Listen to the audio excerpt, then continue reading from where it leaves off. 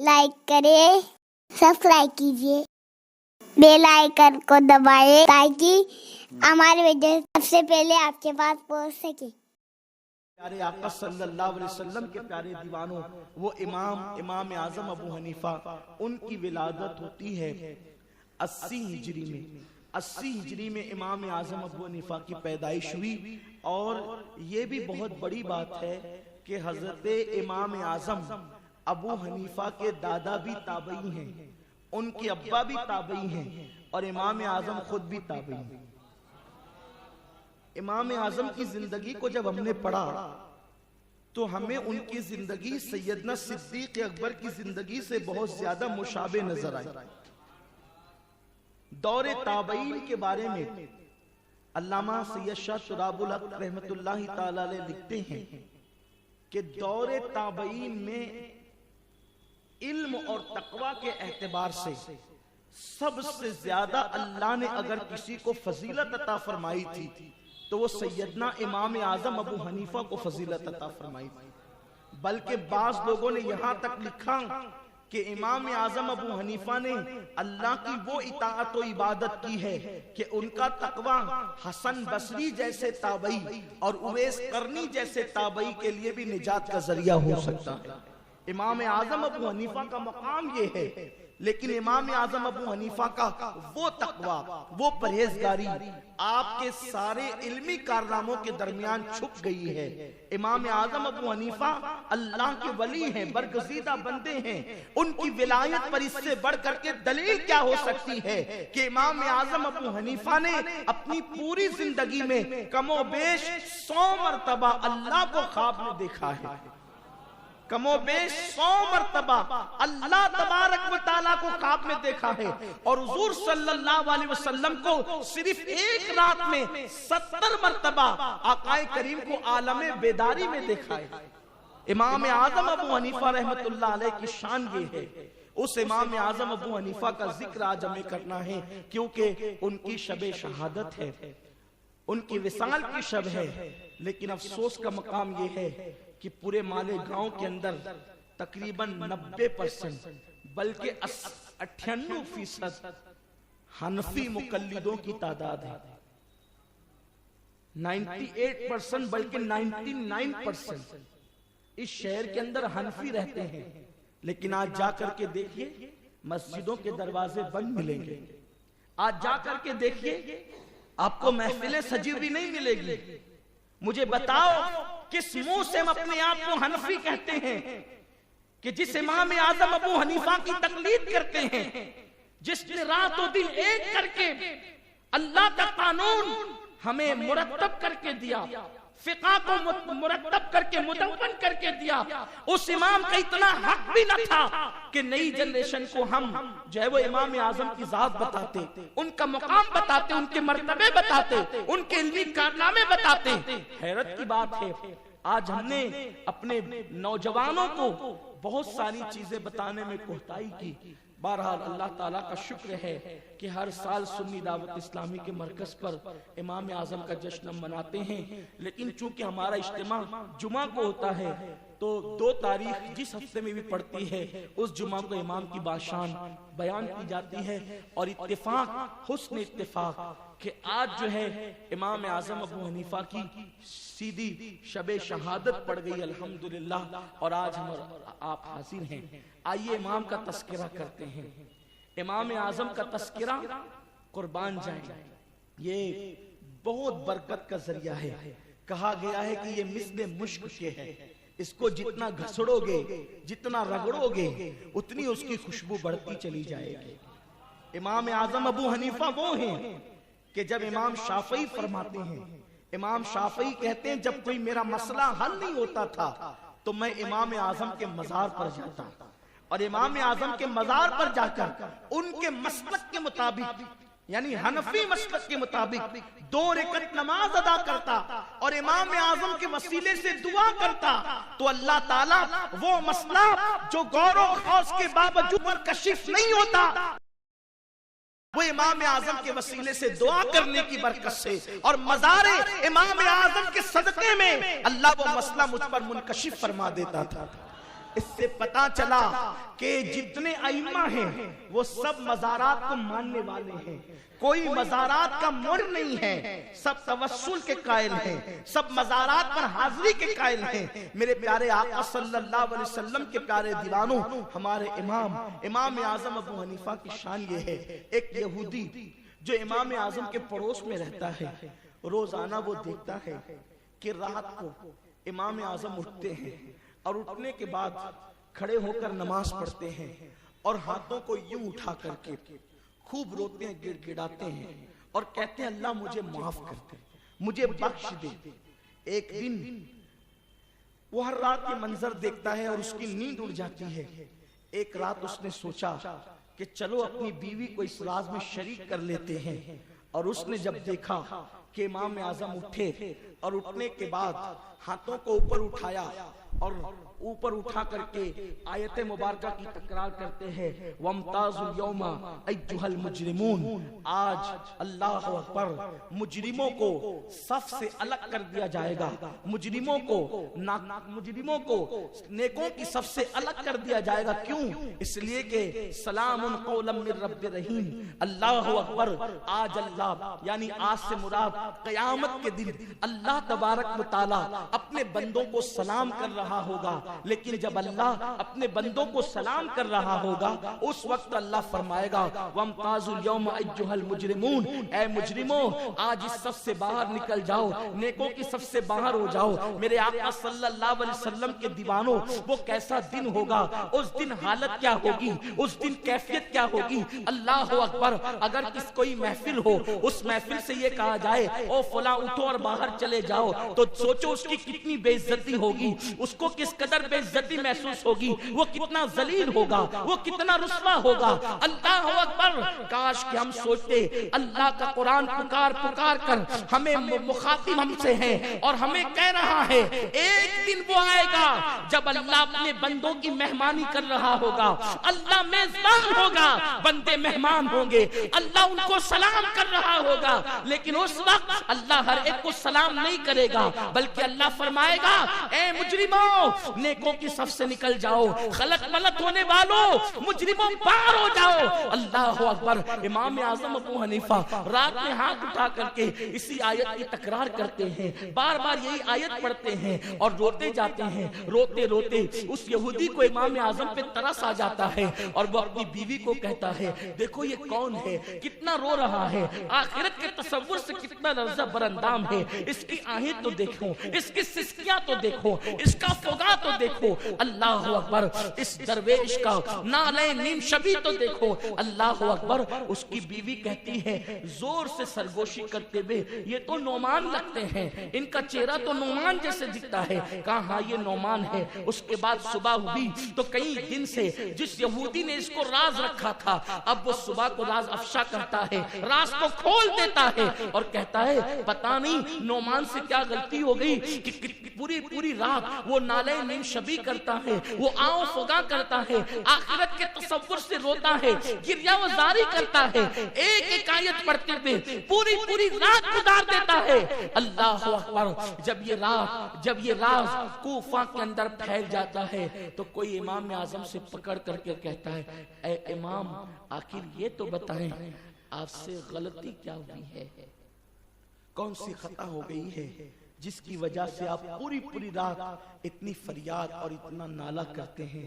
امام اعظم کہتے ہیں اللہ کا قرآن ہمارے لیے نازل ہوا ہے، جب اللہ کہہ رہا ہے سلام قولا من رب رحیم وامتازوا اليوم ایھا المجرمون، اللہ جب سلام کرے گا اپنے بندوں کو، مجرموں کو الگ کر دے گا، آخر اپنے پاس نیکی کیا ہے؟ اگر ایک استاد سارے شاگردوں کو ڈانٹے تو دانشمند شاگرد وہ ہے، جب سب کو ڈانٹا جائے تو استاد کی ڈانٹ سے وہ یہ نصیحت لے کہ مجھے ڈانٹا جا رہا ہے۔ تو قرآن کے اندر جو عذاب کی آیتیں آئی ہیں یہ کہہ کر کے اے مجرموں، تو سب سے بڑا مجرم تو میں اپنے آپ کو سمجھتا ہوں۔ اگر کل اللہ تبارک و تعالیٰ دھتکار دے تو ہم کس کے پاس جائیں گے، کہاں جائیں گے؟ اور اسی کو اہل علم کہتے ہیں۔ جب خشیت دل کے اندر ہی شان سے بیٹھ جائے، انما یخشی اللہ من عبادہ العلماء، اللہ کے بندوں میں سب سے زیادہ اللہ سے اگر کوئی ڈرتا ہے تو وہ علم والے ڈرتے ہیں۔ علم والوں کے دل میں اللہ کی خشیت ہوتی ہے۔ یہ سیدنا امام اعظم ابو حنیفہ کی کیفیت ہے۔ آج وہ امام جو دین کی خدمت اس طرح کرے، وہ امام جو رمضان شریف میں 61 مرتبہ قرآن ختم کرے، وہ امام جو 300 مرتبہ کبھی کبھی 1000 رکعتیں نماز پڑھے، وہ آخرت کے تصور سے اتنا روتے ہیں۔ کبھی ہمیں بھی رونا آیا، کبھی ہمارا بھی نالہ و فریاد اٹھا ہے، کبھی ہم نے بھی آنسو بہائے ہیں۔ ایھا المجرمون کہہ کر قرآن نے تمہیں اور ہمیں بھی مخاطب کیا ہے۔ ہائے ہم تو غیبتیں کرتے ہیں، ہم تو چغلیاں کرتے ہیں، ہم تو بھائی بھائی میں لڑائیاں لگاتے ہیں، ہم تو معاشرے کے اندر ایک دوسرے میں اختلاف پیدا کرتے ہیں۔ ہمارا حال یہ ہے تو ہم رشوت کا لقمہ بھی نگل جاتے ہیں، ہمارا حال یہ ہے ہم حرام بھی کھا جاتے ہیں، ہمارا حال یہ ہے ہم لوگوں کو گالیاں بھی دے جاتے ہیں۔ امام اعظم کا تقویٰ یہ تھا کہ امام اعظم ابو حنیفہ کو حضرت سیدنا داؤد طائی کہتے ہیں کہ میں نے 40 سال امام اعظم کی خدمت کی ہے، میں نے تنہائی میں بھی امام اعظم کو کبھی ٹوپی کے بغیر نہیں دیکھا۔ چراغ لے کر نہیں، سورج لے کر ڈھونڈیے ایسی ذات آپ کو مل جائے تو ٹوپی کے بغیر بھی میں نے کبھی نہیں دیکھا۔ جب مسا کرتے تھے تو اپنا امامہ سر سے ہٹاتے تھے اور فوراً پہن لیتے تھے، کبھی وہ بغیر امامے کے بغیر ٹوپی کے نہ رہے۔ میں نے پوچھا امام آپ سب کے سامنے ٹوپی نہیں اتارتے، تنہائی میں تو اتار لیا کریں، گرمی آپ کو بھی تو لگتی ہے۔ امام نے فرمایا سب کے سامنے ان سے حیا آتی ہے ٹوپی اتارنے میں، اور اکیلے میں رب کے سامنے حیا آتی ہے۔ جب کوئی نہیں دیکھ رہا ہو تو رب دیکھ رہا۔ فرماتے میں نے 40 سالوں میں کبھی امام اعظم کو پیر پھیلاتے ہوئے نہیں دیکھا۔ میں نے پوچھا پیر کیوں نہیں پھیلاتے؟ کہا اللہ سے حیا آتی ہے۔ محفل میں اس لیے نہیں پھیلاتا کہ لوگ ہوتے ہیں، اکیلے میں اس لیے نہیں پھیلاتا کہ خدا دیکھ رہا ہو۔ یہ امام اعظم کا تقویٰ، انما یخشی اللہ من عبادہ العلماء۔ اور جب اللہ کا خوف پڑتا ہے نا تو پھر علم دل میں نازل ہوتا ہے۔ اس لیے کہ جب تھوڑے علم پر زیادہ عمل ہوتا ہے تو پھر دل پر وہ باقی علقہ ہوتی ہے جو دوسروں کو سجائی نہیں دیتی، پھر کتابیں وہاں تاک میں رہ جاتی ہے اور دل پھر خود اللہ کے انوار کا تاک بن جایا کرتا ہے۔ پھر جب انسان زبان کھولتا ہے تو پھر وہ حکمت کی باتیں نکلتی جو دوسروں کے کبھی گمان میں بھی نہیں آتی۔ یہی تو بات ہے کہ امام اعظم ابو حنیفہ جو فتویٰ دیتے تھے اس فتوے تک کوئی پہنچ ہی نہیں پاتا تھا، لوگ دنگ رہتے تھے ان کے پاس آتا کہاں سے، کیونکہ کتاب میں پڑھ کر دیں تو کتاب تو سب کے پاس رہتی ہے، لیکن جب دل تاکہ حرم بن جائے، دل جب اور یہ دل تاکہ حرم کب بنتا ہے؟ جب خشیت الہی کا گنجینہ بن جاتا ہے۔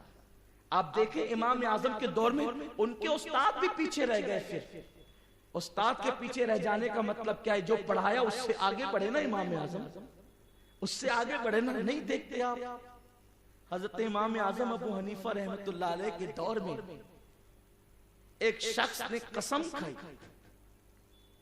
اس کی بیوی کے معاملے کو لے کر کہ اگر